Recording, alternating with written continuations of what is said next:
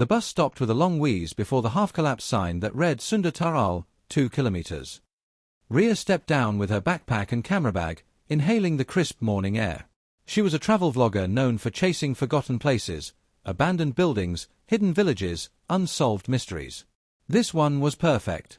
Locals had told her the lake had voices under its surface. Nobody fished there, nobody swam there, and the single road that reached it vanished into fog. For her dark tourism audience, that meant guaranteed views. A tiny tea stall sat near the sign, run by an old woman with skin like folded parchment. She stared at Rhea as she approached and poured tea into a chipped cup without asking. "You going there alone, Betty?" the woman asked quietly. "Just me and my camera," Rhea replied brightly, blowing the steam from her tea. The woman's frown deepened. "Even the birds don't stay there after dusk," she warned. When Rhea chuckled, the woman leaned closer and said in a lower tone, "If you hear someone calling your name, don't answer." Rhea smiled politely, paid the few rupees, and left down the gravel path. The lake appeared suddenly, enormous, still, and eerie in its beauty. Mist floated above its surface, and the forest around it looked as though it had stopped breathing. She set up her tripod near the water's edge, her reflection rippling faintly below her. "Hey everyone, it's Rhea," she said cheerfully into her mic. "And today, I'm at a forgotten lake in Himachal called Sunda Taral, where locals claim you can hear voices from the water itself." The moment she finished, something disturbed the glassy calm behind her. Her head snapped around, expecting a fish, but the surface was still again. When she turned back, her camera's red recording light was already on, even though she hadn't pressed it. By noon, Rhea was exploring the ruined guest house near the shore, half swallowed by vines and dampness. Crumbling signs on the wall read Sunda Taral Retreat, the lake that remembers. She laughed softly to herself. "Weird tagline," she muttered. That was when she heard it, faint and almost delicate, someone whispering her name. "Rhea!" She froze, her senses sharpening. The only sounds were cicadas and the faint lap of water.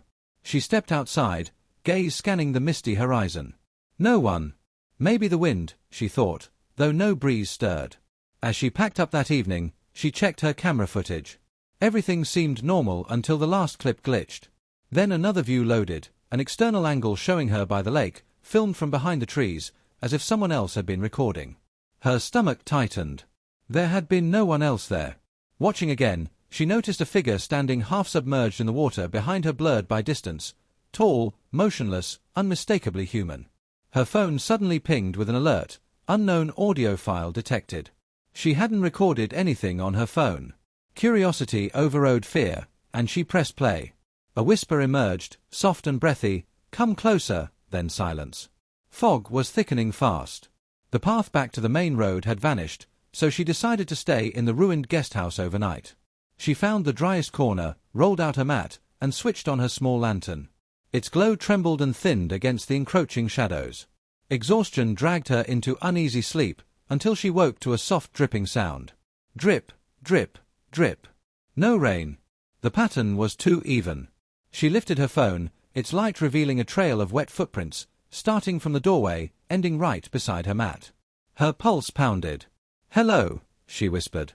Nothing answered, but the air felt colder, heavier. The footprints suddenly stopped, as if the person had vanished mid-step. Then a breath brushed her ear. "Rhea!" She screamed, swinging her lantern wildly.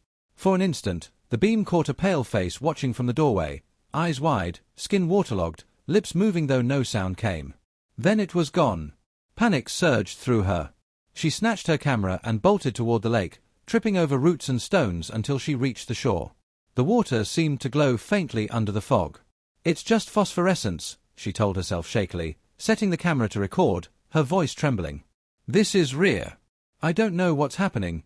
The lake is." The water stirred. Ripples widened. A white hand broke the surface, followed by another. A figure rose slowly from the lake, hair long and dripping, face pale as clay. The same one she'd seen in the doorway. Rhea stumbled backward, staring in frozen terror. The figure didn't move closer, it only lifted its head and fixed hollow eyes on her.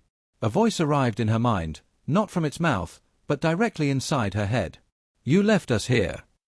"What?" she gasped. I don't." The spirit tilted its head, water weeping down its chin. "You record. You make them watch. We stay. You leave. We are remembered. We become stories. You made this lake remember us. Her thoughts spun wildly. She had filmed dozens of haunted places, told countless stories for views. Did the dead resent her for turning them into entertainment? Was this punishment? The lake bubbled softly, whispering like breathing. Now it will remember you too, the voice continued. She took one trembling step back, but something grasped her ankles, cold, strong, unyielding. With a cry she fell, splashing into the frigid water. The light on her camera blinked rapidly as she vanished beneath, her scream swallowed by the mist. The next morning, sunlight scattered softly over the lake. A fisherman walking past saw her camera lying at the edge, its lens cracked, the red recording light still blinking faintly. No footprints led away from it. He waited for hours, but no one appeared. A month later, a video was uploaded to Rhea's channel titled Echoes Under the Lake Unedited Footage. It opened with her cheerful vlog introduction, but halfway through, the sequence began to distort, looping, reversing, voices murmuring like whispers through water. At the end, her face appeared, pale and dripping, eyes staring directly into the lens. Her lips moved silently for a moment before glitched text flickered across the frame. If you hear your name in the water, don't answer. No one could trace who posted it. The account showed no recent logins. Viewers began reporting strange experiences, hearing their names faintly whispered while the video played, seeing their reflections move independently in the dark sections of the footage. Others swore they saw new scenes each time they re-watched, a pale figure standing closer, just behind the camera. YouTube's system listed the video's owner as unknown. Weeks later, automated uploads continued, short, blurred clips of the lake under different weather, always with soft echoing voices beneath the ambient sound. The titles varied, Still Here, It Remembers, Listen Closely. Each ended with the same whispering sentence as always, buried under static like a lullaby from the deep.